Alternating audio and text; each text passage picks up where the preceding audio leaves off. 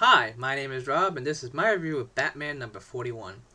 When you distill Batman down to the core of his character, you find a man who is at odds with authority, unless it is owned, throughout his entire history. This particular characteristic has always been present, whether it's dealing with the Gotham City Police Department or even the Justice League. Batman doesn't follow orders. So what happens when you switch the dynamic on its head, much like the Bat Signal in issue 41, and have a Batman not only taking orders from an authority like the Gotham City Police, but works within the paradigm of said system in Gotham? Scott Snyder looks to find out to take us to familiar yet uncharted territory. We've been here before, though. Bruce Wayne is no longer be Batman, after all he's been presumed dead after the events of Batman Endgame, but Gotham needs a Batman.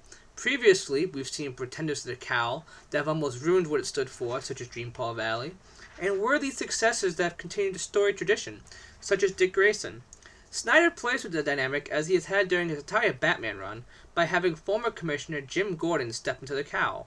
Gordon is a reluctant hero, not believing that he can fill the cowl, but realizes that Gotham needs a Batman, and he is the best one to fit the role, and that's what makes part of this issue so good. The heart of the story examined the idea whether or not Batman could still be a force that restores the faith of people in the city that has been broken by a system while being a part of that same system. What does the bat symbol mean if it's being co-opted by the system? How will the people of Gotham respond? These are daunting questions, and I give Snyder credit for attempting to tackle them. The issue itself is classic Snyder. There's plenty of misdirections, callbacks, and pieces that are being moved around that fans have come to expect. However, what Snyder has excelled at, and what keeps people like myself anxiously awaiting each issue, is how he moves those pieces around the story chessboard. Like a chess grandmaster, he leaves most in his path, wondering how the hell he pulled that off, and I would expect nothing less from the same out of Batman number 41 and their story arc. Snyder shows his familiar interactions, such as between Gordon and Bullock, but have now taken on entirely different new dimensions, and I expect this to be an integral part of Jim's time on the RoboCow. After all, what can we expect when his daughter Barbara, better known as Batgirl, finds out her father has taken up the mantle? Or better yet, if he finds out what exactly she's been up to at night. Snyder also knows people's criticisms towards the possibility of Jim Gordon becoming Batman, and he faces it head on. After all, Gordon is a 46-year-old smoker, but this is his city that's under threat. He doesn't have the training, skills, or money that Bruce Wayne had, no. However, Gordon has his own sets of skills and experiences that will make him likely a different Batman from the one we've seen before. Greg Capullo and Danny Milk have art has continued to be stellar, and the colors help make Batman the distinct book that we've come to love and expect. Capullo continues to nail the scenes asked of him, drawing arguably some of his best action scenes in this issue to date.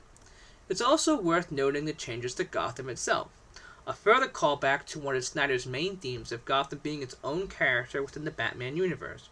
Something else worth taking note of is the role of Jerry Powers in Powers International in the creation and shaping of the new Batman. Readers with a good memory will remember Bruce Wayne's Batman figuring out the Powers family role and membership within the Court of Owls going back to the very first arc of Snyder's Batman run. So final thoughts. Some of you may be thinking to yourself, there is no way I'm going to read a Batman with Jim Gordon on the cowl. Snyder has finally lost his mind.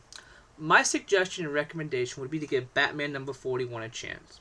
While the idea of a new face under the cowl is nothing new, the way it is happening, the themes being presented are.